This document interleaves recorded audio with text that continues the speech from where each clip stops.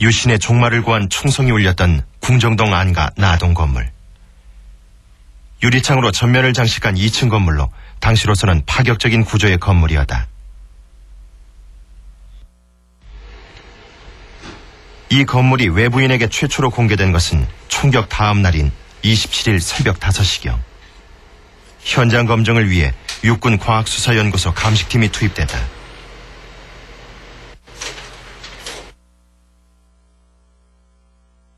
내부 구조도 특이했다. 현관을 들어서면 절반가량을 양어장으로 꾸며놓은 독특한 구조의 거실이 나온다. 양어장 위로 설치된 나선형 계단은 2층 김재규 부장의 집무실로 연결돼 있다. 그리고 거실을 지나 연회실과 침실로 들어가는 구조로 설계돼 있다. 쭉 거기 들어가서 이제 아마 여긴 대통령이 연회장에서 연회하고 휴식하는 장소였겠다는 생각. 그 다음에 이제 여기 발자국을 보니까 신발 자국이 아니고 피를 밟고 막 왔다 갔다 했는데 그 발자국이 스타킹 신은 발자국. 스타킹. 예, 스타킹. 그래서 여기는 여자가 있었겠구나 하는 그런 추정. 연회실 옷걸이에는 대통령의 상의가 걸려 있었다. 주머니에는 지갑과 도장, 구두 주걱이 달린 열쇠고리 등이 들어있었다. 현관 입구에는 이날 대통령이 신고 왔던 구두가 그대로 남아있었다. 연회장은 총격 직후 그대로의 모습이었다. 상위에는 먹다 남은 요리와 양주병이, TV 앞에는 기타가, 그리고 그 옆에는 유신의 파수꾼을 자처했던 차지철 경호실장의 시신이 방치되어 있었다. 이날 차지철은 김재규가 쏜 첫 발에 손목을 맞았고 잠시 후 세 번째 총탄에 복부를 관통당했다. 이렇게 총을 대니까 차지철은 자기 얼굴에 대니까 당연히 피하려고 할 거 아니에요, 사람이. 예. 그건 순간적으로. 그렇죠. 이렇게 피하면서 자기 얼굴은 안 맞고 여기 맞았다 이거지. 이렇게 됐으니까. 그리고 이제 이제 화장실로 이제 도망갔을 때 이제 대통령을 쏜 건데. 두 번째 총탄은 대통령의 가슴을 관통했다.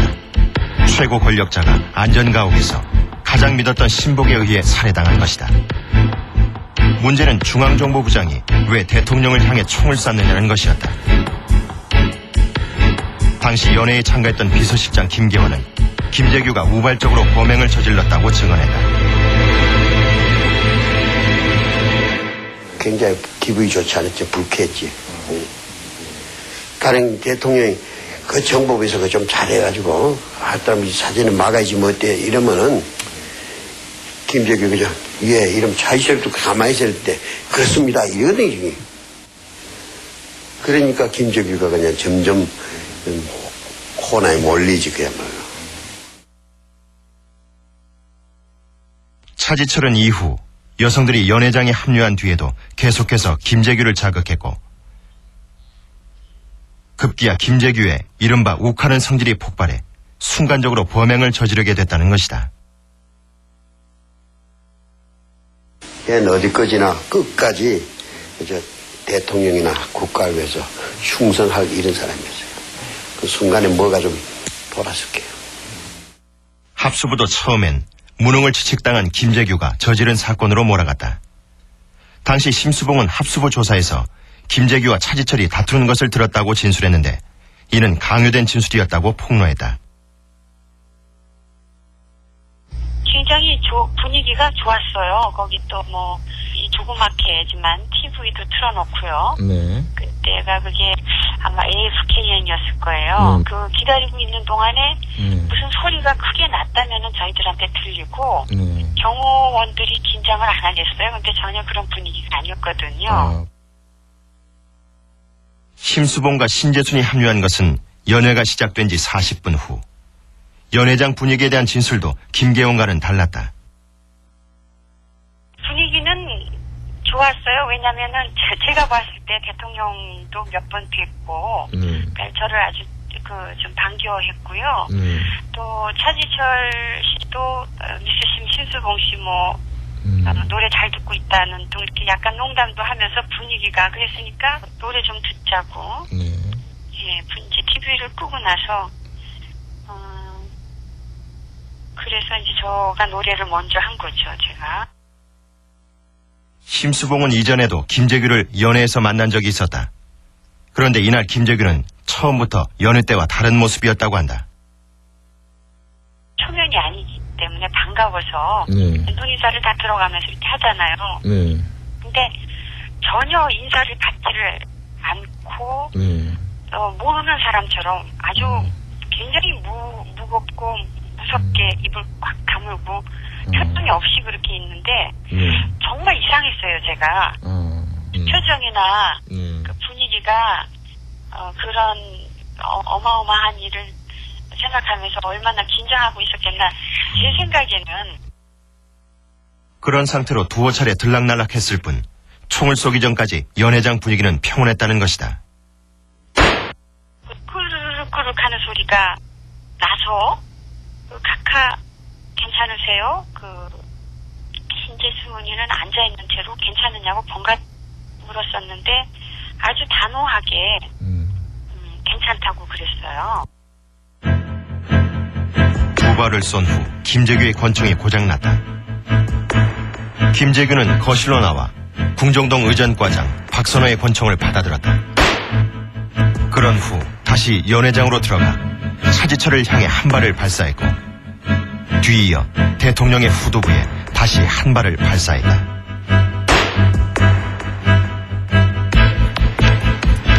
대통령은 피격 직후 비서실장 김계원에 의해 병원으로 후송됐다. 이미 숨이 끊어진 상태였다.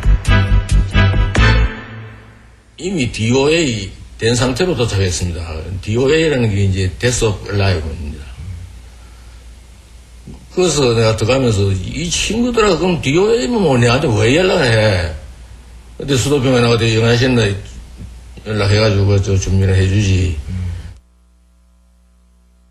3년간 대통령을 모셨던 김병수는 아랫배의 반점을 보고서야 사망자가 박정희라는 사실을 알게 됐다.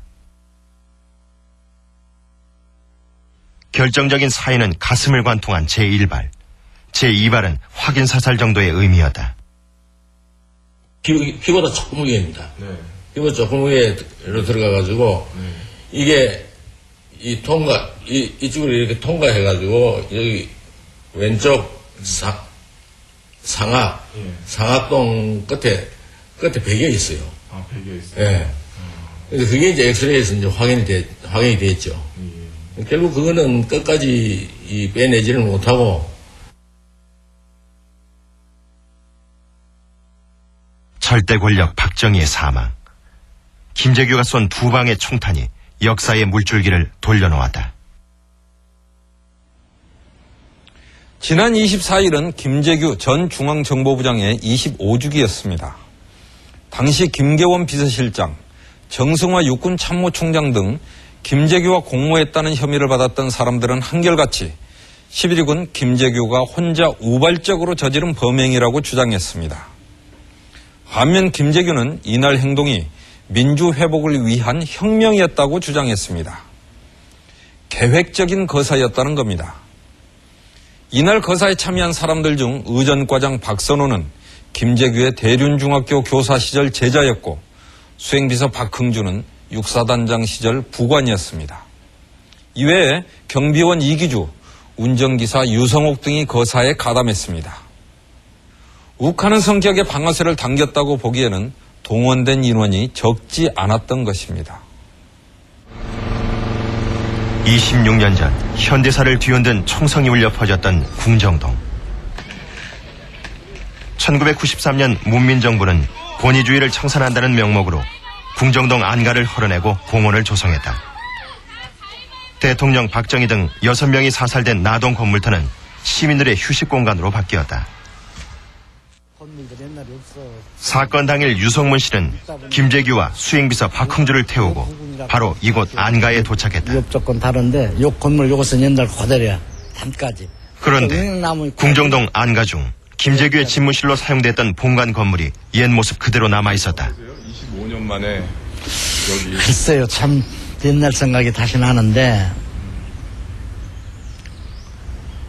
감회가 새롭네요. 나도 하도 오래간만에 와보니까. 그리고 이 건물이 지금까지 있다는 것이 신기스러워. 응? 왜 한 번도 안 오셨어요? 오고 싶지는 않더라고. 여러 가지가.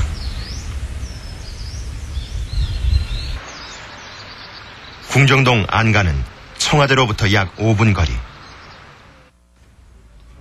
김재규는 매일 오후 이곳 본관 건물 2층에서 사물을 보며 대통령의 호출에 대비했다.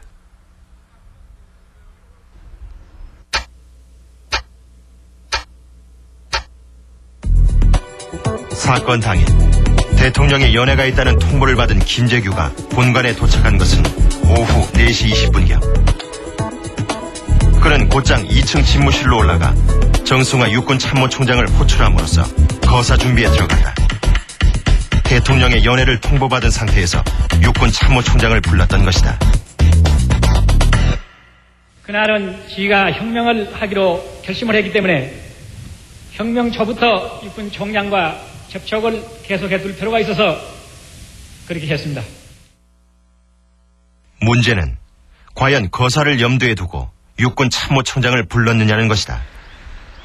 이에 대해 김재규는 그해 4월에도 거사를 계획한 적이 있다고 주장했다. 대통령의 연회를 통보받은 상태에서 3군 총장을 불렀는데 상황이 여의치 않아 거사를 미뤘다는 것이다. 그때도 건 2시간이나 기다린 일이 있습니다. 좀 기분이 나빴지만은 정보부장이 그렇게 요청한 것을 우리가 기분이 나빴다고 해서 그 취소하고 돌아갈 만한 그러한 사항은 아니었습니다. 육군 참모총장을 호출한 후 김재규는 권총을 준비했다. 이 사실 또한 계획적인 거사라는 유력한 증거였다.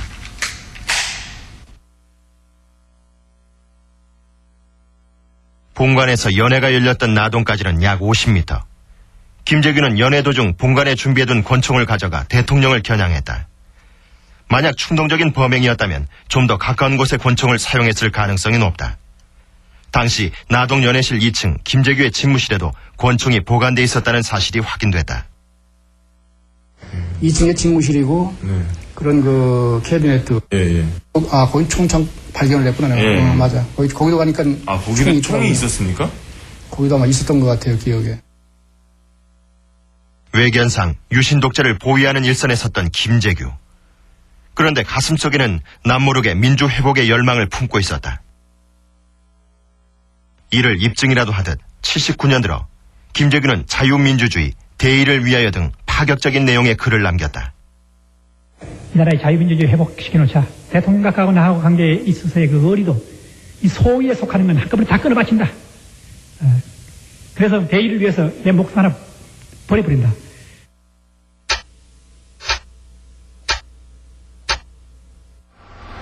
김재규가 거사를 준비하는 사이 궁정동 요원들은 여느 연회 때와 다름없는 일상을 보내고 있었다. 궁정동 운전기사 김용남은 고양시의 능곡 양조장으로 향하고 있었다. 이 양조장은 70년대 초반부터 대통령 전용 막걸리를 공급하고 있었다.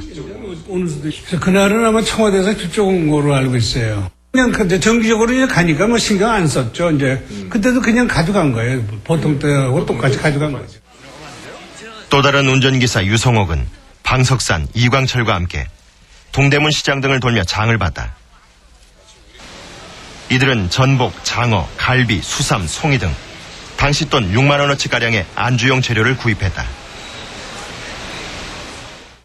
잘 드시는 거 없어요? 되게 콩나물밥 같은 거. 콩나물밥? 그런 거 이제 잘 드시고. 아니, 이건 뭐 멸치, 조금 아까 멸치 대가지 떼고, 참기름에 볶아가지고서 드리는 게 이제 제일 좋아해요. 김재규는 핵심 측근인 수행비서 박흥주 대령과 박선호 의전과장에게조차 거사 계획을 귀띔하지 않았다.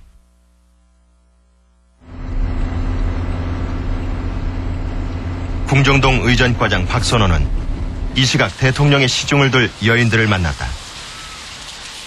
그는 이날 여대생 신재순과 가수 심수봉을 섭외했다. 같은 시각 모처럼 짬이 난 수행비서 박흥주는 구두를 사러 광화문 인근 신발 매장을 찾았다. 중앙정보부 본청 소속이었기 때문에 연애와 관련해 별다른 임무가 없었던 것이다.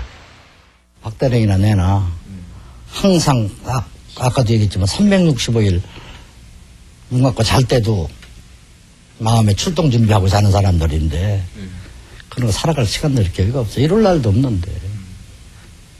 그러니까 그때 거기서 궁정동에서 광화문이 같이 오니까 해석하야. 직급이 낮은 부하들은 말할 것도 없었다. 운전기사 유성옥은 이날 본인의 결혼 청첩장을 들고 출근했다. 아들까지 뒀지만 여건이 안 돼 벼르고 별로온 결혼식이었다. 가는 날이 장날이라고 그날 그거 청첩장 가지고 돌러 간 날 그런 반란이 일어난 거란 말이에요. 뭐 그 사람들이 뭐 이제 뭐 김재기 김재기가 박 대통령 죽인다고 미리 선포하고 갑니까? 7시경 김재규는 나동 연회장을 빠져나왔다. 정성화 육군 참모총장과 김정섭 중정 제2차관보를 만나기 위해서였다. 구간을 거쳐 본관에 도착한 김재규는 이들을 만나서 좀 더 기다려줄 것을 요구했다. 그런 후 준비해뒀던 권총을 휴대했다.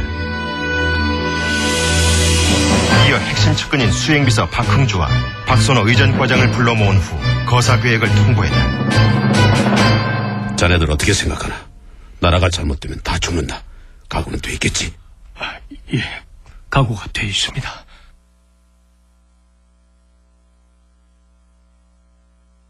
박흥주가 주저하자 김재규는 권총을 보여주며 격려했다. 총장과 2차장보도 와 있다. 오늘 결행한다. 가도 포함됩니까? 그래. 뜻밖의 통보에 당황한 박선호는 거사를 연기시키려고 했다. 오늘은 그 경호원이 너무 많습니다. 다음에 하시죠. 안 돼. 보안이 샌다. 똑똑한 놈으로 2-3명 준비시켜. 그럼 30분만 주십시오. 시간 여유를 안 준 이유는 걔들도 못 믿은 거예요, 사실은. 아니, 못 믿다기보다도 자기는 한 벌써 오랫동안 정보부장을 하면서 우리나라에서 무슨 비밀이라는 건 있을 수 없다. 이건 누설되게 돼 있다. 그러니까 단독으로 할 수밖에 없다. 김재규가 준 시간은 단 30분. 그러나 거사 준비는 빈틈없이 완료됐다. 박흥주는 유성옥 이기주와 함께 나동 식당 앞에 된 재민이 승용차 안에서 대기했다. 김재규의 첫 총성을 신호로 이들은 식당으로 달려가 무차별 총격을 가했다. 그러니까 이제 탁탁 소리가 나니까 이놈들이 정보부 직원이든 경호관이든 뭐 요리사든 뭐 전혀 관계없이 그냥 밖에서 안으로 향해서 그냥 막 돌려댄 거죠. 같은 시각 박선호는 나동 대기실에서 청와대 경호관 정인영, 안재송에게 권총을 겨누고 있었다. 정인영과 해병대 동기로 절친한 사이였던 박선호는 다 같이 살자고 호소했으나 안재송이 저항하려 들자 친구를 향해 방아쇠를 당겼다.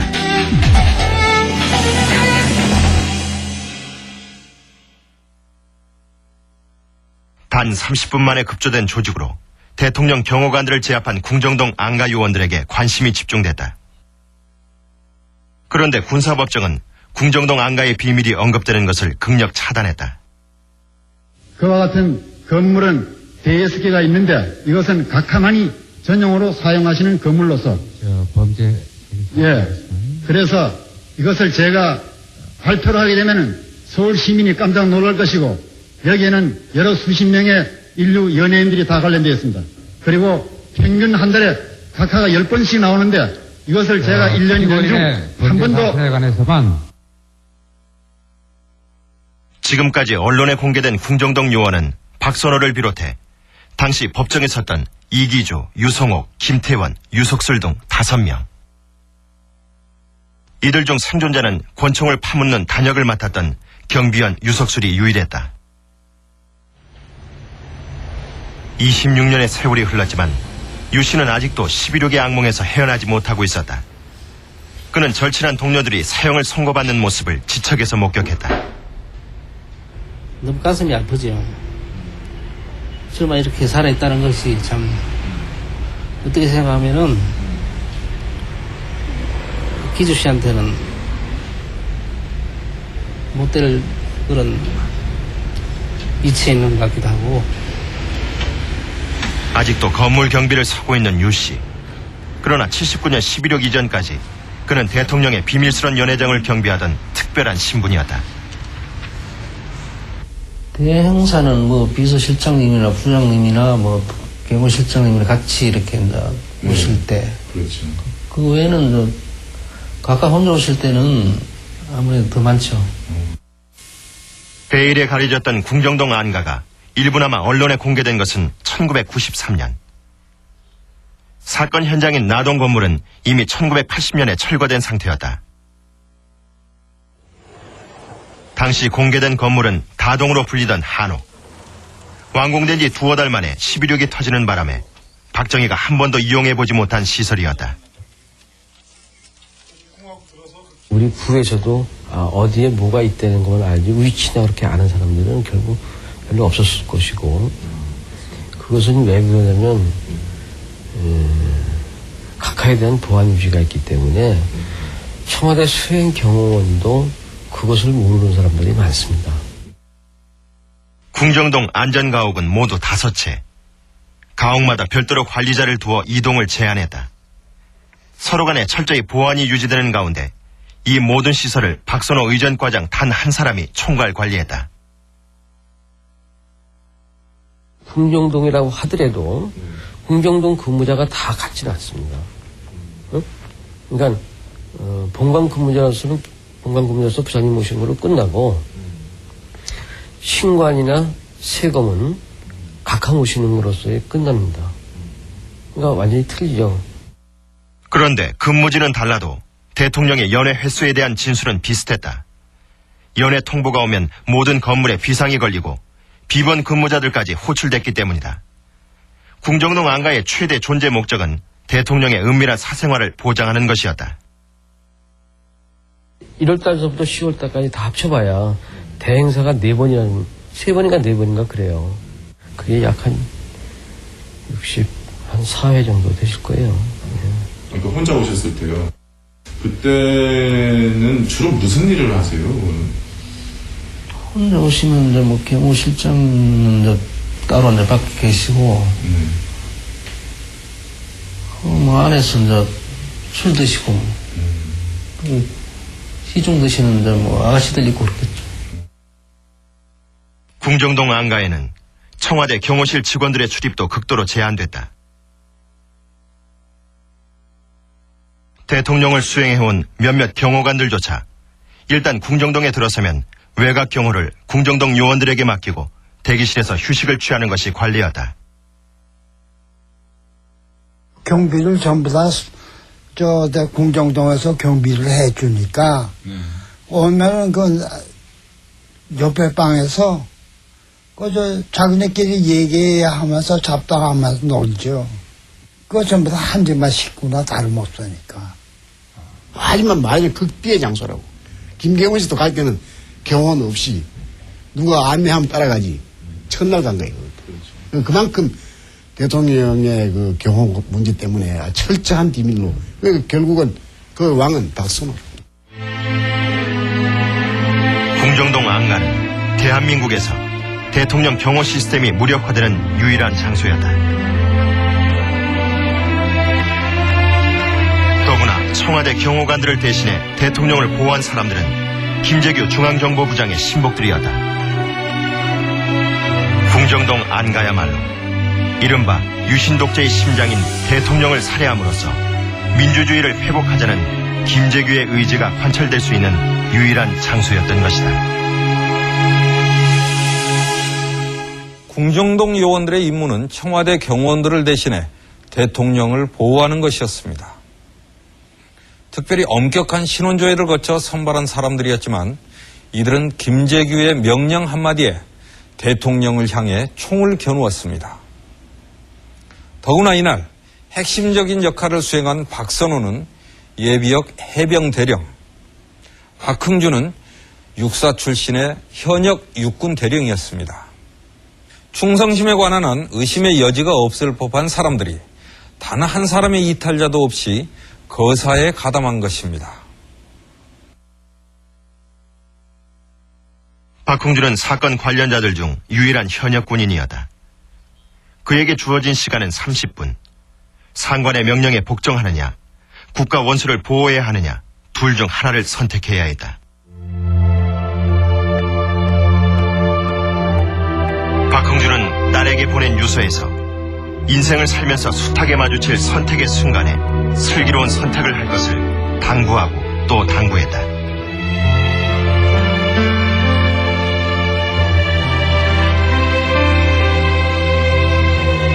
박흥주가 절체절명의 선택의 기로에 서게 되기까지 김재규와의 운명적인 만남이 있었다.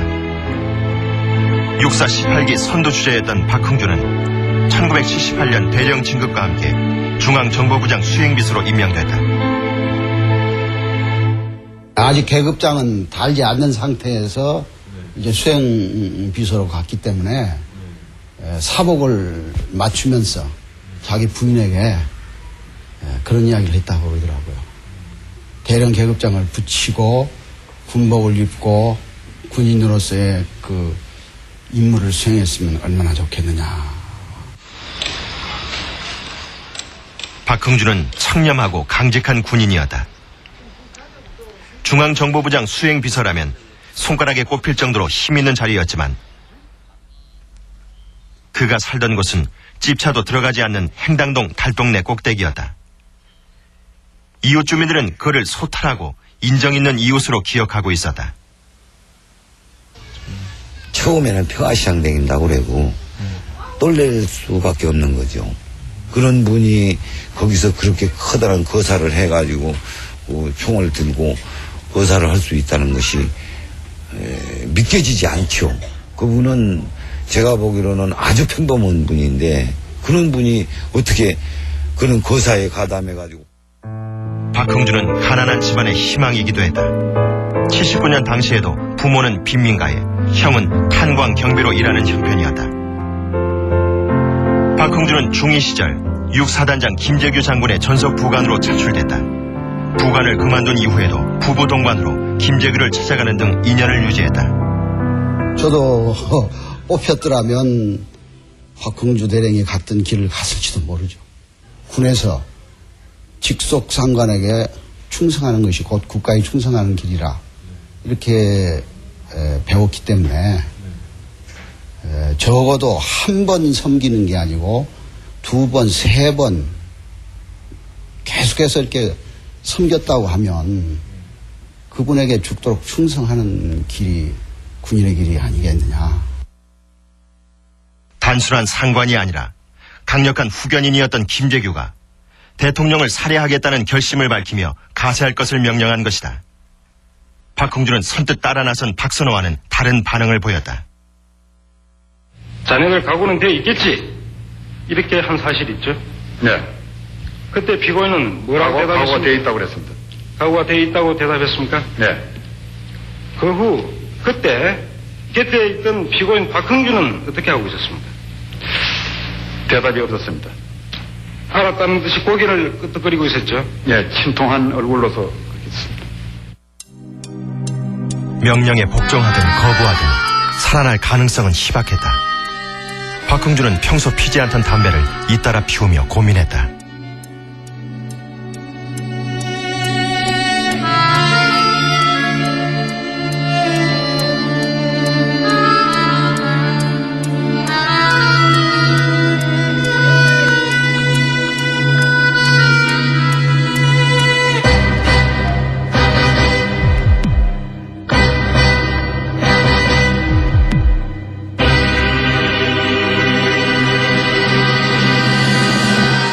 바깥에 쳐다보니까 박대리 얼굴이 딱 나타나더라고.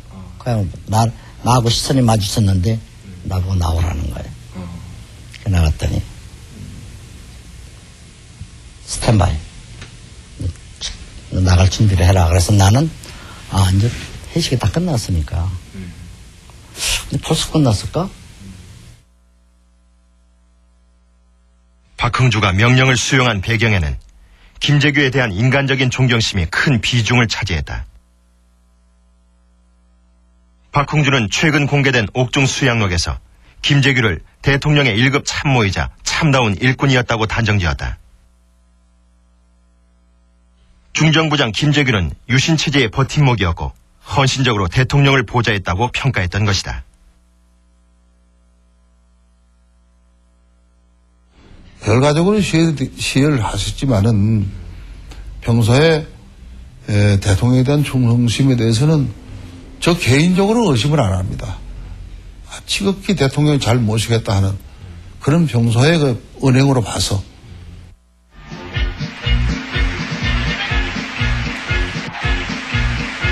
그런데 79년 들면서 유신 독재는 막바지로 치닫고 있었다. 미국과는 인권과 주한미군 철수, 핵개발 등으로 심각한 갈등을 빚고 있었다. 18년 장기 집권에 대한 저항도 곳곳에서 터져나왔다.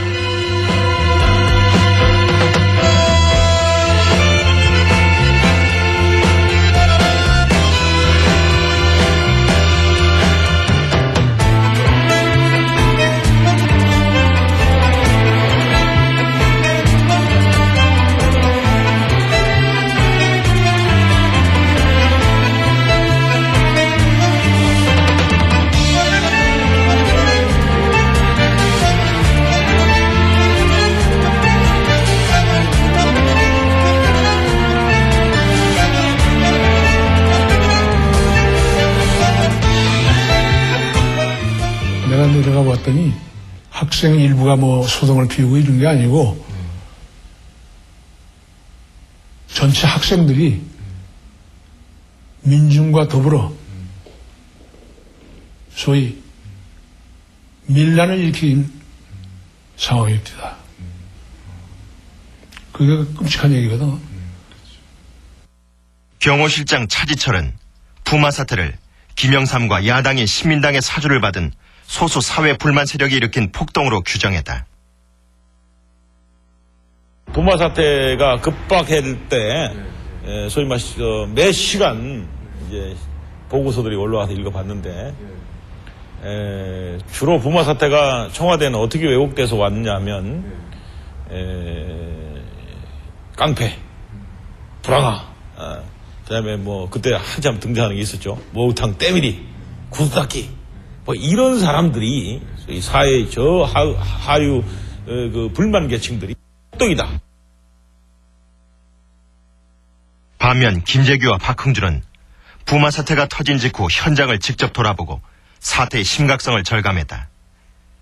그리고 민심 위반이 심각하며 부산 시위가 5대 도시로 확산될 것이라고 청와대 안보소회의에서 보고했다. 부산 가서 직접 돌아다녀 보니까 시민들이 물도 떠다주고 몰포도 주고 시민들도 같이 호흡을 해서 하는데 이것이 굉장히 심각하다. 이것이 마치 잘못되면은 다 죽을 수도 있는 게 아니냐. 이렇게 굉장히 겁을 먹고 계신 건 그런 얘기를 한 수를 들었어요. 사건이 일어난 10월 26일 연애 초반의 화제도 부마 사태였다. 이날 대통령과 차지철은 강경 진압을, 김재규는 온건한 대응을 주장했다. 부산 사람들이 모르고 김영삼이가 선동해서 거꾸로 된 거다. 대통령 그냥 철저하게 머리에 그렇게 생각했어요. 그걸 이제 차지철은 그렇다 그러고 이제 김재규는 안 그렇다. 이제 그게 그날의 근본적인 문제죠. 말씀은 밖에 안 나갔으면 좋겠습니다. 각하 말씀은 이제부터 사태가 더 악화되면 내가 직접 쏘라고 발표 명령을 하겠다. 그 다음에 이제 그 차지철 경호실장 같은 사람들은 캄보디아에서는 300만이라고 하는 것도 희생을 시켰는데 우리 대한민국 200만 희생하면 희생한다고까지 뭐 문제될 거 있느냐고 이러한 얘기가 나옵니다. 그러면 소름이 끼칠 그러한 그 일들입니다. 김재규를 수행해 부산 현장을 돌아본 박흥주와 궁정동 본관 사무실에서 수시로 보고서를 접했던 박선호도 김재규의 시국 인식에 공감했다. 이분께서 직접 모든 것을 민주회복을 위해서 그렇게 건의하시다가 안 되고 또한 부산과 같은 그와 같은 상황이 서울에서 긴박하게 일어나게 돼 있던 직전에서 그와 같은 것이 막아지지 못했을 때는 옛날에 4.19는 어린아이 장난과 같은 것에 불과하다. 이 같은 내적인 공감대 위에 궁정동 경비원들의 강한 규율이 있었기 때문에 김재규의 거사가 가능했다. 상관의 명령이 떨어지면 목숨 바쳐 수행한다는 것이 궁정동 요원들의 철칙이었다.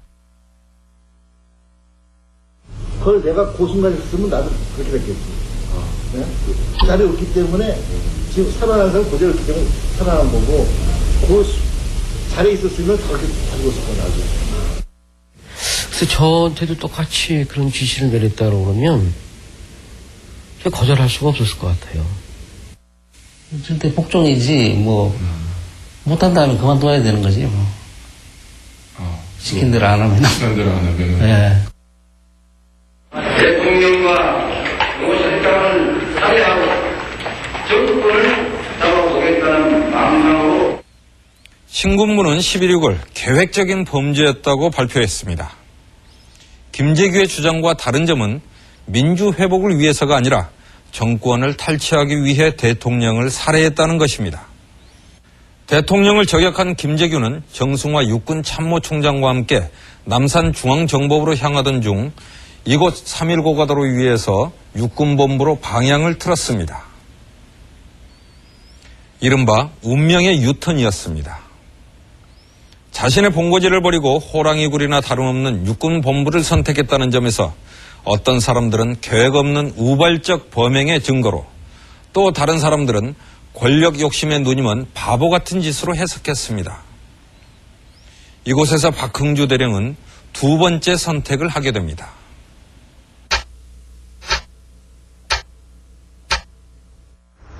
대통령을 살해한 김재규는 맨발로 본관으로 달려왔다. 그리고 식당에서 대기 중이던 정승화 육군 참모총장을 찾았다. 나를 팔을 붙잡으면 큰일 났다고, 빨리 갑시다 하면서 현관으로 손을 붙잡고 나가니까 나도 따로 나갔죠. 무슨 분마 사태나 무슨 안 그러면 다른 데서 큰 또 새로운 사태가 이 서울이나 이 부근에서 발생한 것이 아닌가. 차에 오른 김재규는 남선행을 외친 후 차 안에서 정승화에게 대통령 사망 사실을 알렸다. 자꾸 김재규 보고 이게 무슨 일이냐고 자꾸 다시 충고를 하니까 김재규가 손을 일하면서 이분이 돌아가셨다고. 그래서 어떻게 돌아가셨냐니까 저격당에 돌아가셨다고 하면서 아주 당황해서 그랬어요 하면서. 원래 가려던 목적지는 남산의 중앙정보부였다. 그런데 3.1 고가도로를 지나 중앙정보부 방향으로 우회전하려는 찰나 김재규가 동승했던 박흥주에게 운명적인 한마디를 던졌다. 3.1 고가도로에서 남산 쪽으로 올라가는 그 도로상이었습니다. 그 고가도로상에서 박비서관 어디로 가지? 부 6번 이렇게 얘기를 했습니다. 그래서 피고인이 뭐라고 대답했습니까? 참모총장께서 그때 말을 가로채서 6번으로 가지 그렇게 얘기하는 것 같아서 저도 6번 좋겠습니다 하고 동의를 했습니다. 김재규가 박흥주에게 부 6번을 물어봤을 때는 이미 남산으로 접어든 시점. 김재규는 차를 돌리라고 지시했고 차는 유턴해서 육군본부에 도착했다. 당시 김재규는 신발도 신지 않은 상태. 거사 실패가 예견되는 순간이었다. 박흥주 대령한테 신발 달아서 그 신발을 신고 들어가시고 박흥주 대령은 나보고 신발을 달라고 그러더라고. 내 신발을 벗어줬는데 박흥주 대령이 나보다 발이 커요. 그러니까 내 신발이 나는 좀 발이 좀 적거든. 그렇게 꺾어 신고 따라간 거예요. 거기. 김재규의 유턴은 우발적인 범행이라는 근거로 곧잘 활용됐다. 욱하는 성질에 사건을 저지른 후 당황한 나머지 그만 호랑이굴로 들어갔다는 것이다. 김재규가 우리 어디로 가냐 하니까 남산으로 간다고 그래서 남산 가서 어떻게 하냐 육군본부로 가자 하니까 김재규가 김재규는 이게 참 우발적으로 저질한 것이지 계획적으로 한 게 아니라는 게 여러 정황으로 봐서 인정할 수 있는 거거든. 자기가 남산으로 갔으면 주도적인 힘을 발휘할 수 있으리라 하는 것은 당연한 것이죠. 그건 육군 대위만 돼도 알 수 있는 건데 그거를 저버리고 그 육군으로 따라갔다는 거 이런 면을 볼 때는 그건 아주 핵심적으로 그분이 계획적인 것은 아니었다. 법정에서 박흥주는 김재규와 정승화가 사전에 행동방침을 논의한 줄 알고 별 생각 없이 답변했다고 진술했다. 그러나 이 진술은 김재규의 거사가 정권 찬탈 기도로 몰릴 것을 우려한 박흥주 대령의 위증이었다는 증언이 나왔다. 육군 참모총장이 그런 얘기를 하니까 박흥주 대령이 거기서 그렇죠. 군 움직이는 것은 육군 방카가 나니까 그래 가시죠. 그러니까 그럼 돌려라. 그러니까 이렇게 명령이 떨어진 거야. 군을 움직이기 위해서는 군 움직이는 게 군 동향을 알기 위해서는 군 동향을 알기 위해서는 6번으로 가시는 게 좋겠습니다라고. 문제는 군부에 대한 김재규의 오판이었다. 김재규는 대통령이 제거된 상태에서 정승화를 움직여 군부를 장악할 수 있을 것으로 판단했다. 육군 총장으로 하여금 계엄을 선포하고 나면은 육군 총장께서 모든 이 상권을 다 장악을 하게 되기 때문에 그 다음에 그 육군 총장으로 하여금 계엄사령부를 혁명위원회로 바꾸는 이것이 제 혁명의 기본 구사입니다. 그럼 만약에 말을 듣지 않는다고 그러면 어떻게 하려고 했습니까? 나는 틀림없이 그건 하나의 예를 들면은 피고인의 기대에 불과한데 예를 들면 본인이 불응했을 경우에는 어떻게 하려고 그랬습니까? 불응은 아니하리라고 저는. 김재규가 과신한 데에는 나름대로 이유가 있었다. 정승화는 김재규의 추천으로 참모총장에 오른 인사였기 때문이다. 그런데 정승화는 남산으로 향하던 차 안에서 이미 김재규와 일정한 선을 그어놓고 있었다.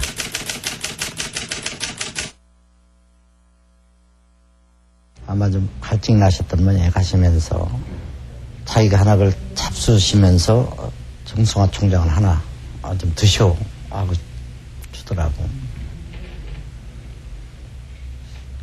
다음날 내가 이제 차 안을 정돈을 하려고 보니까 그 정장군님께서 앉으셨던 그 앞에다가니 그걸 그대로다니 펴보지도 않고 속지가 싸져 있는 것을 그대로 앞에다 버려서 그대로 놨더라고. 정승화는 당시 독살당할 것을 우려했다고 한다. 그런데 군부와의 연계가 없는 상황에서 남산이나 6번 어느 쪽으로 가더라도 결과는 다르지 않았을 것이라는 주장이 제기되고 있다. 아무 준비도 없는데 남산으로만 들어갔다고 그래서 뭐가 이루어지겠어. 만약 그렇게 되면 군을 움직여야 되는데 군 조직이라는 게 그렇게 남산에서 다 장악해가지고서 하는 군 조직이 아니에요. 왜 어떻게 조직적으로 하느냐. 자기 혼자 하는 수밖에 없고 누구하고 상의할 수도 없고. 그럼 대통령 생명을 뺏는 게 그게 바로 핵심인 말하자면 혁명의 바로 목적이라고 끝나는 거예요.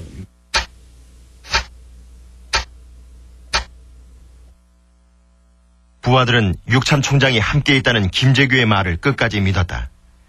김재규로부터 사후 지침을 받지 못했던 박선원은 부하들에게 청와대 경호병력이 몰려올 경우 응사할 것과 김재규가 사용했던 권총을 파묻을 것을 지시했다. 그 총 스리퍼를 이기주 씨가 이렇게 줄 때 그 총소리하고 관련이 있을 거라는 생각은 혹시 하셨습니까? 예, 그거는 생각했죠. 이 총을 가지고 누구를 쏘았다는 것까지는 모르는데 사용을 했겠다 이렇게 생각을 했죠. 나중에 보니 그게 이제 부장님이 이제 각하 쏜 그 총인 것 같더라고요. 박선호는 재판 과정 내내 김재규의 거사를 옹호했다. 그러나 섭섭함 또한 숨기지 않았다. 박선호로서 좀 소소한 일이야. 자기로서는 내한테 명령을 그 후에 할 일을 알려줬으면 내가 잘했을 수 있었는데 왜 면회 때마다 하는 얘기 그거예요.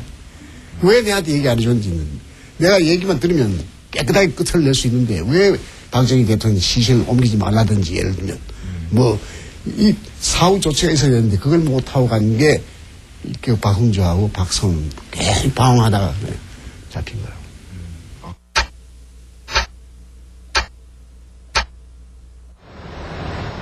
8시 40분 김재규가 6번 강력회의에 참석하는 동안 밖에서 대기 중이던 박흥준은 부하들에게 군병력 이동 상황을 파악하라고 지시했다. 그러던 중 중정부장 경호원들이 무장 해제당하는 것을 목격하고 상황이 잘못됐음을 직감.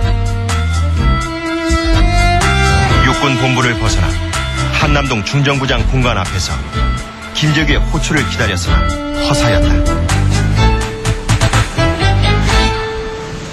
일체 말이 없는 거예요. 이게 불안하고 어떤 공포에 쌓인, 뭐 흔히들 하는 말로 마음을 제대로 잡지 못하고 안절부절 못하는 거죠. 이게 불안하고 초조하는 거예요. 마지막임을 직감한 박흥준은 행당동 자신의 집으로 달려갔다. 불안한 마음에 집 안으로 들어가지도 못하고 대문 앞에서 부인과 작별했다. 집에서 돌아와서는 운전기사 유성문에게 자신은 총알을 다 소비했다며 유 씨의 총을 달라고 했다.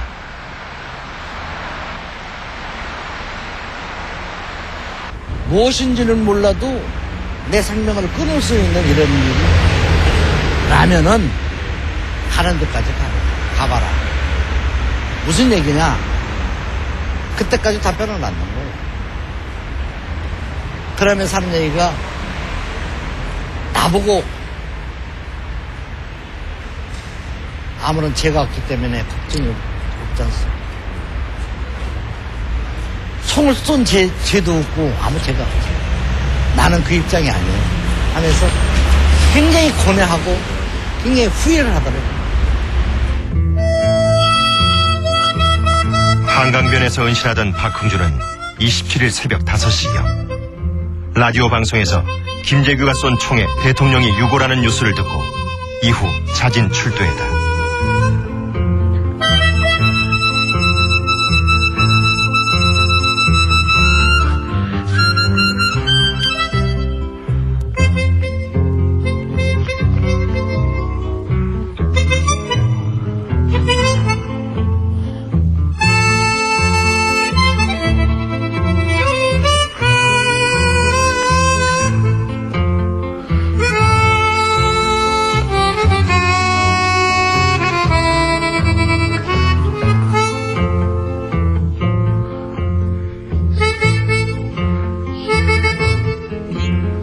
이런 행동이 있다면 난 다 산다.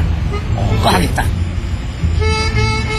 근데 그 사람이 마지막에 죽을 때 대한민국 만세, 육군 만세, 꽝다.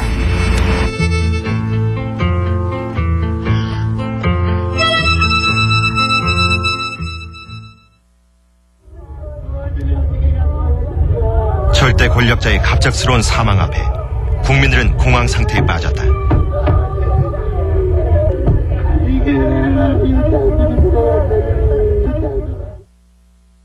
유신 체제의 검은 그림자는 길고도 어두웠다. 박정희는 쓰러졌지만 그가 양성한 신군부가 권력을 장악했다. 신군부는 김재규와 부하들을 정권을 탈취하기 위해 은인의 가슴에 총뿌리를 겨눈 반인륜적인 무리로 몰아세웠다. 김재규는 지금은 역적이 되지만 늦어도 내년 봄이면 다 풀린다는 유언을 남겼다. 광주 학살이 진행되던 80년 5월 24일 김재규 등 5명에 대한 사형이 집행됐다. 지금 대통령 각하께서 입장하고 계십니다. 대통령 찬가 3개월 퍼지고 후 있습니다.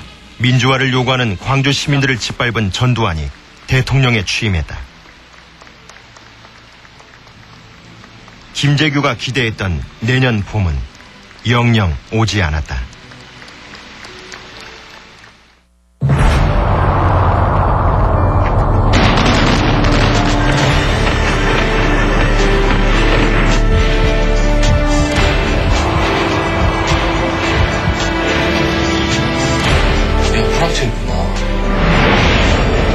용돈을 줄 테니까 우리 시킨 대로만 하면 돼. 누구누구를 만나서 그 사람이 뭐하고 있는지를 보고서를 해라. 이리 가서 죽고 저리 가서 죽습니다. 넌 죽으려면 똑똑하게 죽어야죠.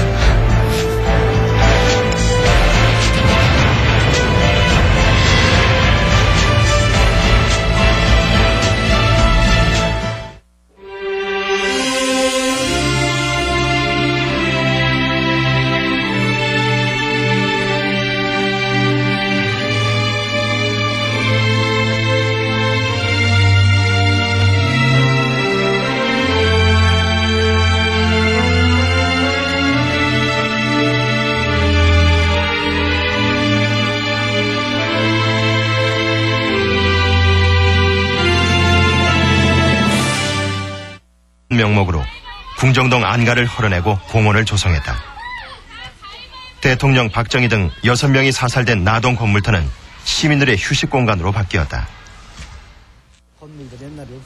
사건 당일 유성문 씨는 김재규와 수행비서 박흥주를 태우고 바로 이곳 안가에 도착했다. 조건 다른데 요 건물 요것은 옛날 그대로야.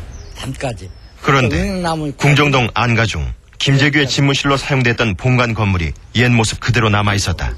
25년 만에 여기. 글쎄요, 참 옛날 생각이 다시 나는데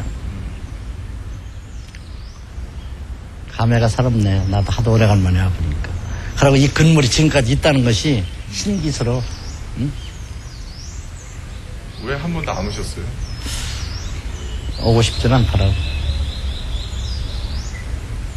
여러 가지가.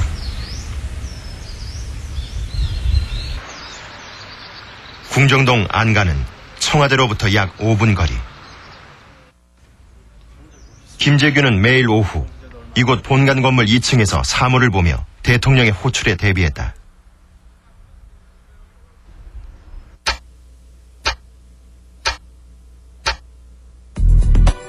사건 당일 대통령의 연회가 있다는 통보를 받은 김재규가 본관에 도착한 것은 오후 4시 20분경. 그는 곧장 2층 집무실로 올라가 정승화 육군 참모총장을 호출함으로써 거사 준비에 들어갔다. 대통령의 연회를 통보받은 상태에서 육군 참모총장을 불렀던 것이다. 그날은 지가 혁명을 하기로 결심을 했기 때문에 혁명 초부터 육군 총장과 접촉을 계속해 둘 필요가 있어서 그렇게 했습니다. 문제는 과연 거사를 염두에 두고 육군 참모총장을 불렀느냐는 것이다. 이에 대해 김재규는 그해 4월에도 거사를 계획한 적이 있다고 주장했다. 대통령의 연회를 통보받은 상태에서 3군 총장을 불렀는데 상황이 여의치 않아 거사를 미뤘다는 것이다. 그때도 건 2시간이나 기다린 일이 있습니다. 좀 기분이 나빴지만은 정보부장이 그렇게 요청한 것을 우리가 기분이 나빴다고 해서 그 취소하고 돌아갈 만한 그러한 사항은 아니었습니다. 육군 참모총장을 호출한 후 김재규는 권총을 준비했다. 이 사실 또한 계획적인 거사라는 유력한 증거였다.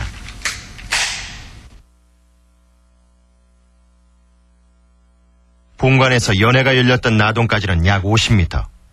김재규는 연회 도중 본관에 준비해둔 권총을 가져가 대통령을 겨냥했다. 만약 충동적인 범행이었다면 좀 더 가까운 곳에 권총을 사용했을 가능성이 높다. 당시 나동 연회실 그러면서 하는 얘기가 나보고 아무런 죄가 없기 때문에 걱정이 없지 않습니다.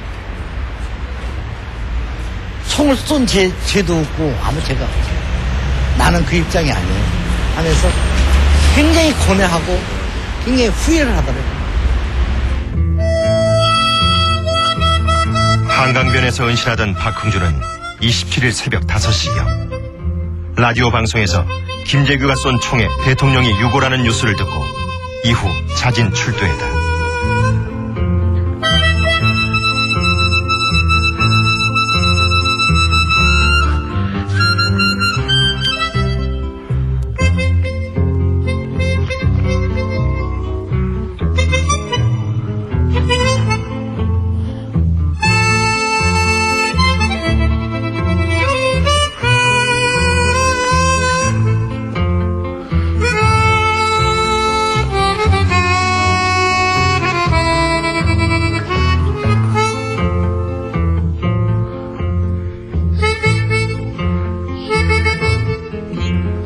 이런 행동이 있다면 난 다시 한다.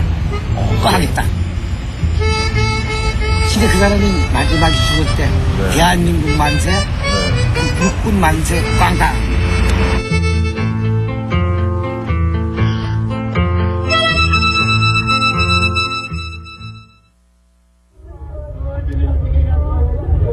절대 권력자의 갑작스러운 사망 앞에 국민들은 공황 상태에 빠졌다.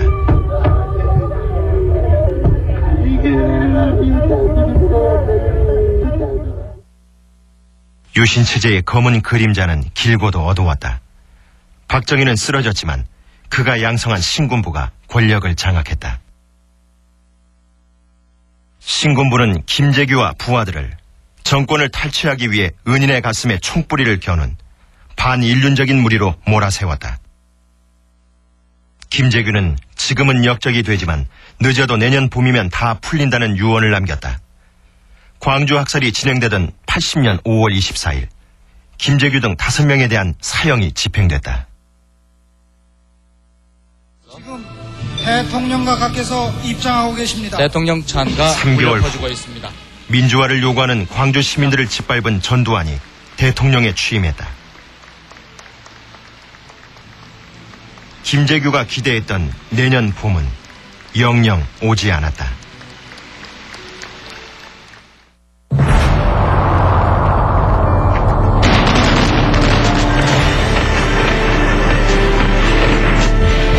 식당으로 달려가 무차별 총격을 가했다.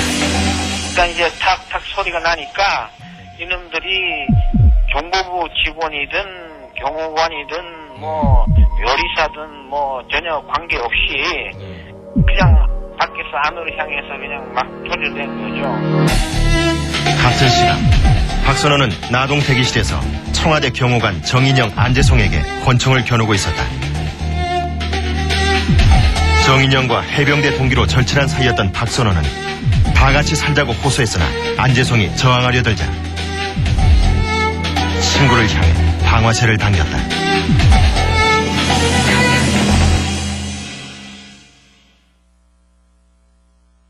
단 30분 만에 급조된 조직으로 대통령 경호관들을 제압한 궁정동 안가 요원들에게 관심이 집중됐다.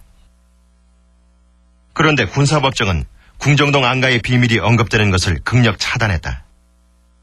그와 같은 건물은 대여섯 개가 있는데 이것은 각하만이 전용으로 사용하시는 건물로서 범죄 그래서 이것을 제가 발표를 하게 되면 서울 시민이 깜짝 놀랄 것이고 여기에는 여러 수십 명의 인류 연예인들이 다 관련되어 있습니다. 그리고 평균 한 달에 각하가 10번씩 나오는데 이것을 제가 1년간 중 한 번도 관해서만 지금까지 언론에 공개된 궁정동 요원은 박선호를 비롯해 당시 법정에 섰던 이기주, 유성옥, 김태원, 유석술 등 5명. 이들 중 생존자는 권총을 파묻는 단역을 맡았던 경비원 유석술이 유일했다. 26년의 세월이 흘렀지만 유 씨는 아직도 11.6의 악몽에서 헤어나지 못하고 있었다. 그는 절친한 동료들이 사형을 선고받는 모습을 지척에서 목격했다. 너무 가슴이 아프죠. 정말 이렇게 살아있다는 것이 참 어떻게 생각하면은 기주 씨한테는 못될 그런 이치에 있는 것 같기도 하고. 아직도 건물 경비를 서고 있는 유 씨. 그러나 79년 11.6 이전까지 그는 대통령의 비밀스런 연회장을 경비하던 특별한 신분이었다. 대형사는 뭐 비서실장님이나 부장님이나 뭐 개무실장님이나 같이 이렇게 오실 때. 그렇죠. 그 외에는 각각 혼자 오실 때는 아무래도 더 많죠. 베일에 가려졌던 궁정동 안가가 일부나마 언론에 공개된 것은 1993년. 사건 현장인 나동 건물은 이미 1980년에 철거된 상태였다. 당시 공개된 건물은 다동으로 산으로 접어든 시점. 김재규는 차를 돌리라고 지시했고 차는 유턴해서 육군본부에 도착했다. 당시 김재규는 신발도 신지 않은 상태. 거사 실패가 예견되는 순간이었다. 박흥주 대한테 신발 달아서 그 신발을 신고 들어가시고 박흥주 대는 나보고 신발을 달라고 그러더라고.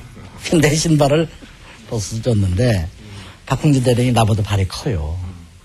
그렇게 내 신발이 나는 좀 발이 좀 적거든. 그렇게 꺾어 신고 따라간 거예요.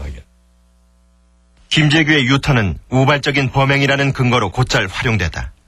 욱하는 성질에 사건을 저지른 후 당황한 나머지 그만 호랑이 굴로 들어갔다는 것이다. 김재규가 우리 어디로 가냐 하니까 남산으로 간다고 그래서 남산 가서 어떻게 하냐 육군본부로 가자 하니까 김재규가 김재규는 이게 참 우발적으로 저질한 것이지 계획적으로 한 게 아니라는 게 여러 정황으로 봐서 인정할 수 있는 거거든.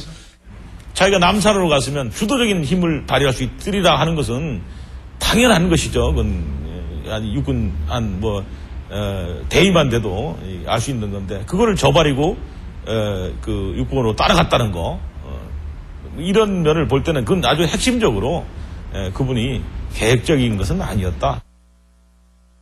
법정에서 박흥주는 김재규와 정승화가 사전에 행동방침을 논의한 줄 알고 별 생각 없이 답변했다고 진술했다. 그러나 이 진술은 김재규의 거사가 정권 찬탈 기도로 몰릴 것을 우려한 박흥주 대령의 위증이었다는 증언이 나왔다.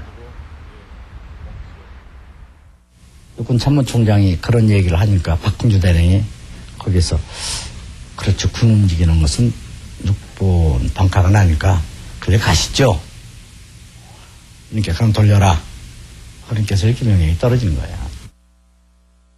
군을 움직이기 위해서는 군 움직이는 게 군 동향을 알기 위해서는 군 동향을 알기 위해서는 6번으로 가시는 게 좋겠습니다라고. 문제는 군부에 대한 김재규의 오판이었다. 김재규는 대통령이 제거된 상태에서 정승화를 움직여 군부를 장악할 수 있을 것으로 판단했다. 육군 총장으로 하여금 계엄을 선포하고 나면은 육군 총장께서 모든 이 상권을 다 장악을 하게 되기 때문에 그 다음에 그 육군 총장으로 하여금 계엄사령부를 혁명위원회로 바꾸는 이것이 제 혁명의 기본 구사입니다. 그럼 만약에 말을 듣지 않는다고 그러면 어떻게 하려고 했습니까? 나는 틀림없이 그건 하나의 예를 들면은 피고인의 기대에 불과한데 예를 들면 본인 하면 박흥주 대령이 갔던 길을 갔을지도 모르죠. 군에서 직속 상관에게 충성하는 것이 곧 국가에 충성하는 길이라 이렇게 배웠기 때문에 적어도 한 번 섬기는 게 아니고 두 번, 세 번 계속해서 이렇게 섬겼다고 하면 그분에게 죽도록 충성하는 길이 군인의 길이 아니겠느냐. 단순한 상관이 아니라 강력한 후견인이었던 김재규가 대통령을 살해하겠다는 결심을 밝히며 가세할 것을 명령한 것이다. 박흥주는 선뜻 따라 나선 박선호와는 다른 반응을 보였다. 자네들 각오는 돼 있겠지? 이렇게 한 사실 있죠? 네. 그때 피고인은 뭐라고 대답했습니까? 각오가 돼 있다고 그랬습니다. 각오가 돼 있다고 대답했습니까? 네. 그 후 그때 곁에 있던 피고인 박흥주는 어떻게 하고 있었습니까? 대답이 없었습니다. 알았다는 듯이 고개를 끄덕거리고 있었죠? 예, 침통한 얼굴로서 그렇게 했습니다. 명령에 복종하든 거부하든 살아날 가능성은 희박했다. 박흥주는 평소 피지 않던 담배를 잇따라 피우며 고민했다.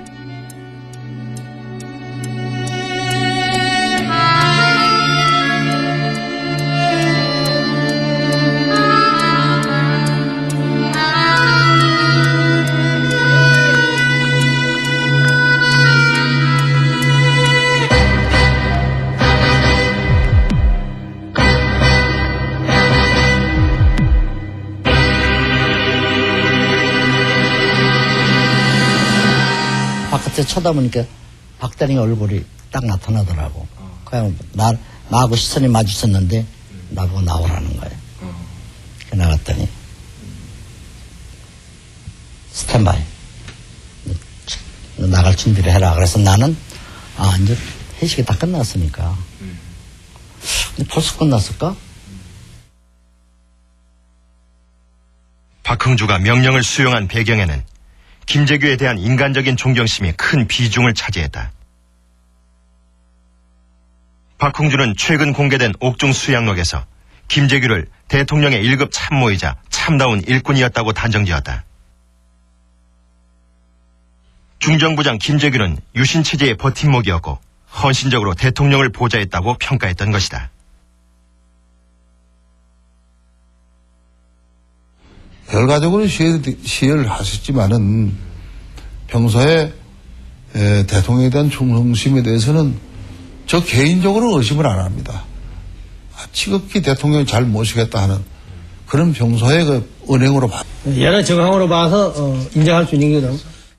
자기가 남산으로 갔으면 주도적인 힘을 발휘할 수 있으리라 하는 것은 당연한 것이죠. 그건 육군 대위만 돼도 알 수 있는 건데 그거를 저버리고 그 육군으로 따라갔다는 거 이런 면을 볼 때는 그건 아주 핵심적으로 그분이 계획적인 것은 아니었다. 법정에서 박흥준은 김재규와 정승화가 사전에 행동 방침을 논의한 줄 알고 별 생각 없이 답변했다고 진술했다. 그러나 이 진술은 김재규의 거사가 정권 찬탈 기도로 몰릴 것을 우려한 박흥주 대령의 위증이었다는 증언이 나왔다.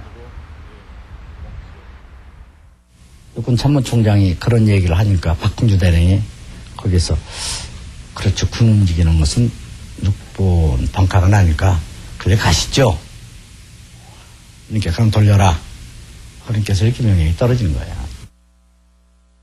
군을 움직이기 위해서는 군 움직이는 게 군 동향을 알기 위해서는 군 동향을 알기 위해서는 6번으로 가시는 게 좋겠습니다라고.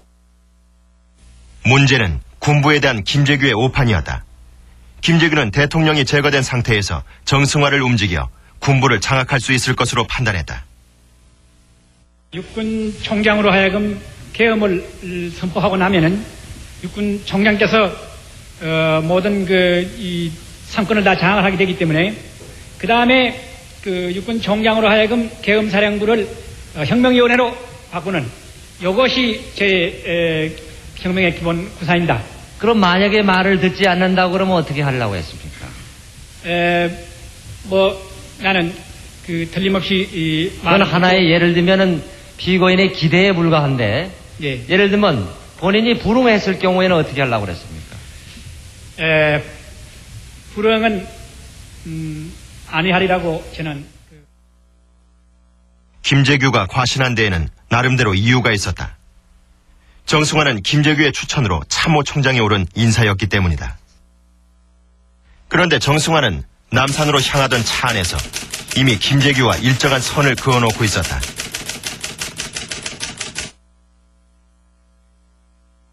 아마 좀 갈증이 나셨던 모양에 가시면서 자기가 하나 그걸 잡수시면서 정승화 총장은 하나 좀 드셔 하고 주더라고.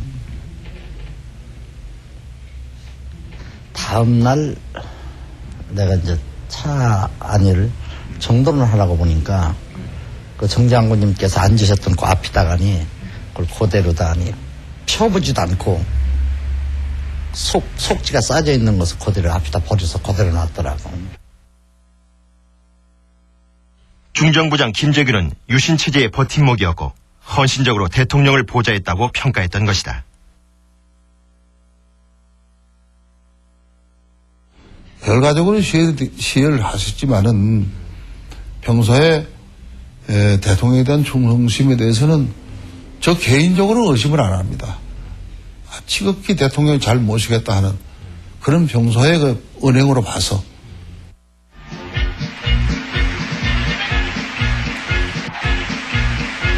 그런데 79년 들면서 유신 독재는 막바지로 치닫고 있었다. 미국과는 인권과 주한미군 철수, 핵개발 등으로 심각한 갈등을 빚고 있었다. 18년 장기 집권에 대한 저항도 곳곳에서 터져나왔다.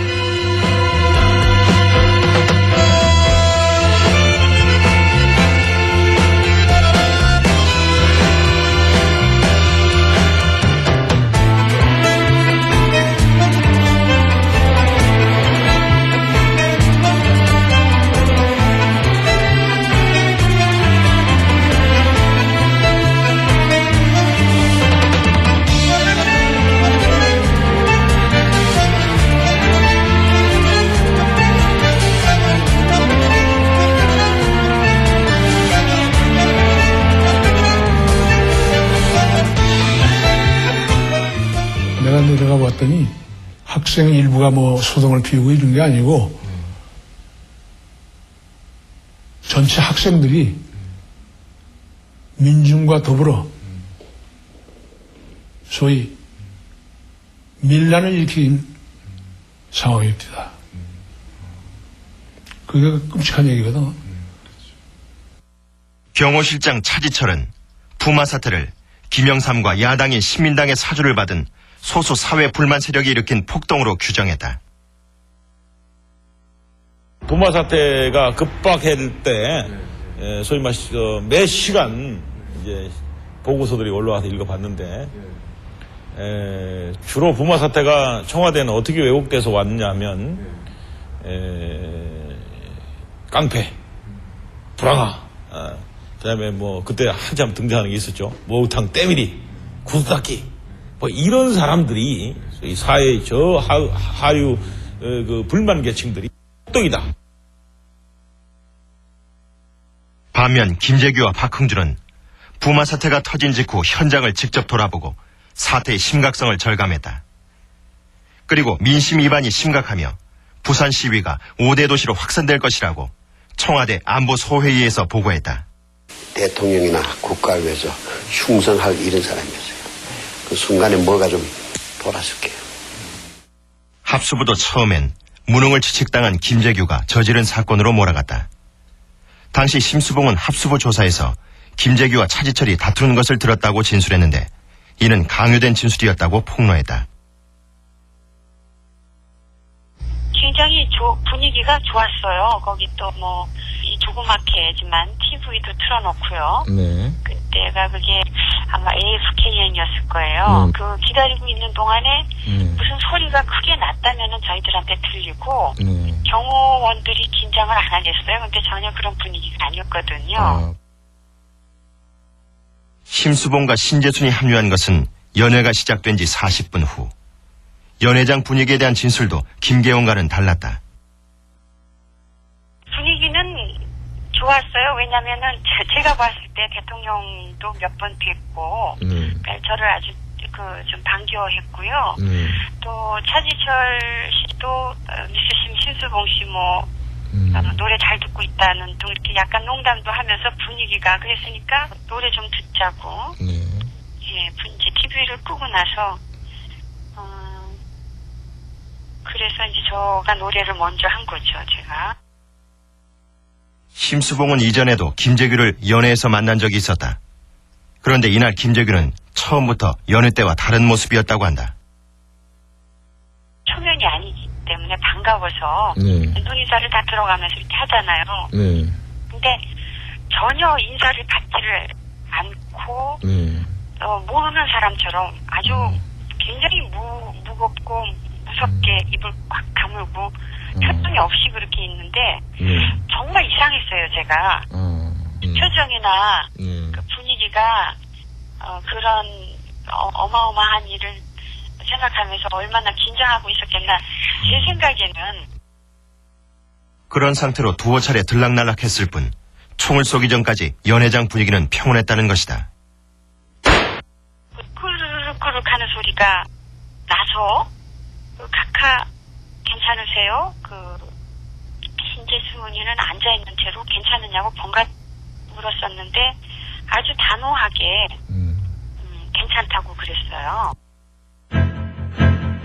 두 발을 쏜 후 김재규의 권총이 고장났다. 김재규는 거실로 나와 궁정동 의전과장 박선호의 권총을 받아들었다. 그런 후 다시 연회장으로 들어가 차지철을 향해 한 발을 발사했고 뒤이어 대통령의 후두부에 다시 한 발을 발사했다. 김재규 그냥 이름 차지철도 가만히 있을 때 그렇습니다 이러더니 그러니까 김재규가 그냥 점점 코너에 몰리지 그야말로.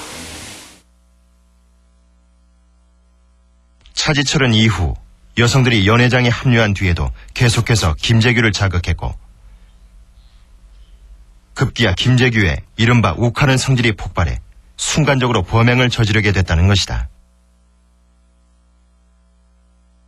걔는 어디까지나 끝까지 이제 대통령이나 국가를 위해서 충성할 이런 사람이었어요.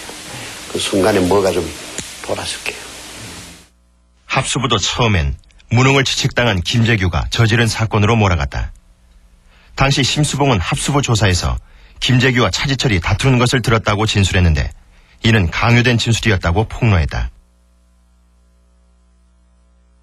굉장히 분위기가 좋았어요. 거기 또 뭐 이 조그맣게지만 TV도 틀어놓고요. 네. 그때가 그게 아마 AFKN이었을 거예요. 그 기다리고 있는 동안에 무슨 소리가 크게 났다면은 저희들한테 들리고 경호원들이 긴장을 안 하겠어요. 근데 전혀 그런 분위기가 아니었거든요.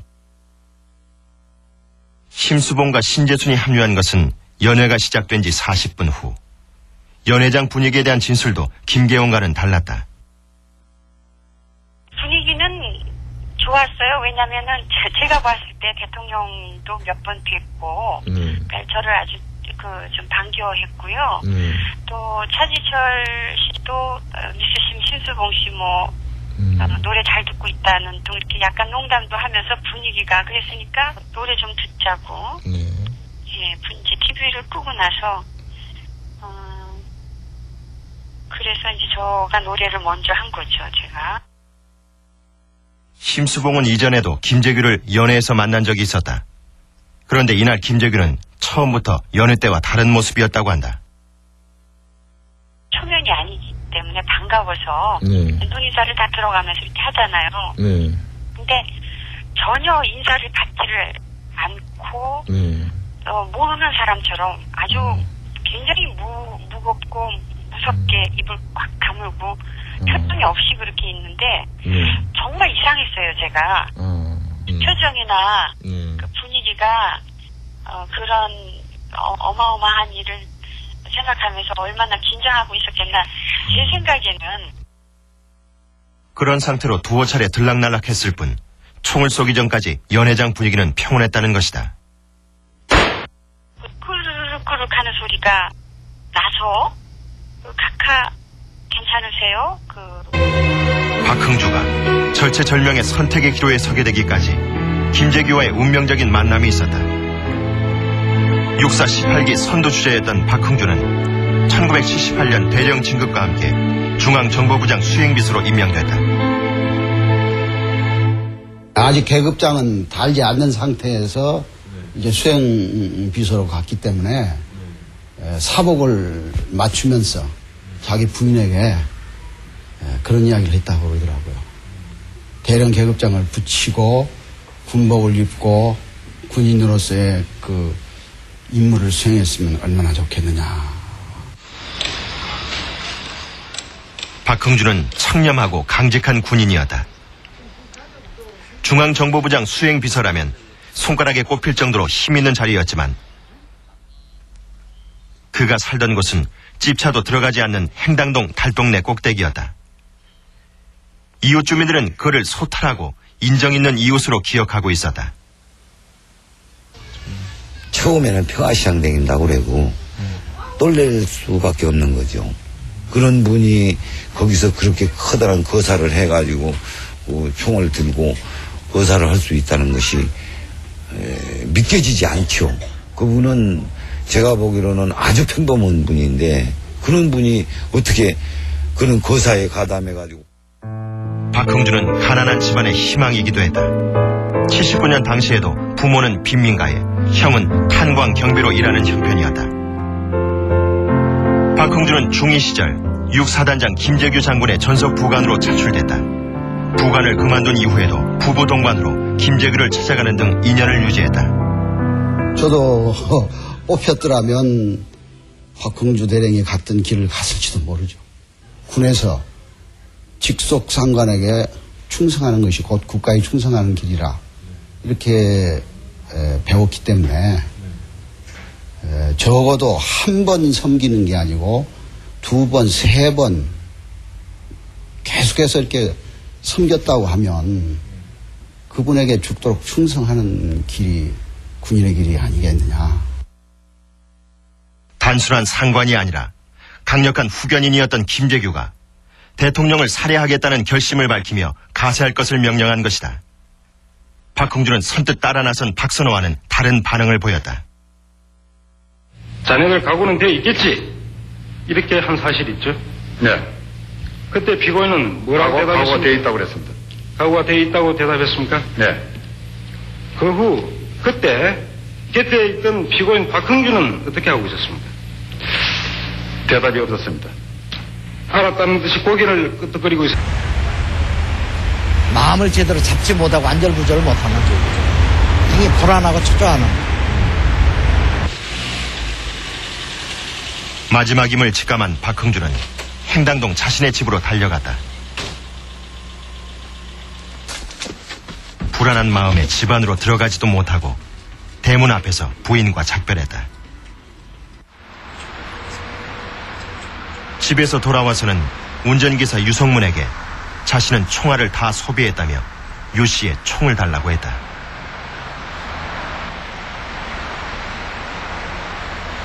무엇인지는 몰라도 내 생명을 끊을 수 있는 이런 일이 라면은 가는 데까지 가봐라. 무슨 얘기냐? 그때까지 답변을 안 넣는 거예요. 그러면서 하는 얘기가 나보고 아무런 죄가 없기 때문에 걱정이 없지 않습니까? 총을 쏜 죄도 없고 아무 죄가 없어요. 나는 그 입장이 아니에요. 하면서 굉장히 고뇌하고 굉장히 후회를 하더라고요. 한강변에서 은신하던 박흥준은 27일 새벽 5시경 라디오 방송에서 김재규가 쏜 총에 대통령이 유고라는 뉴스를 듣고 이후 자진 출두했다.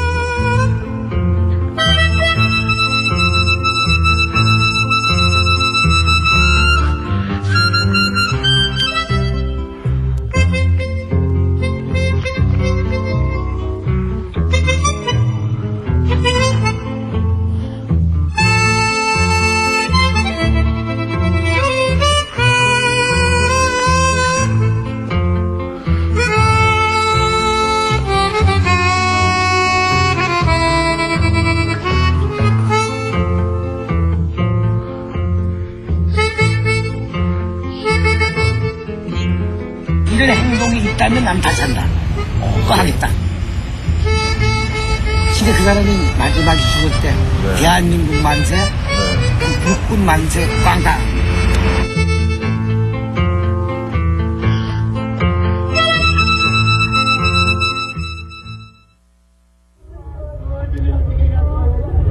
절대 권력자의 갑작스러운 사망 앞에 국민들은 공황 상태에 빠졌다.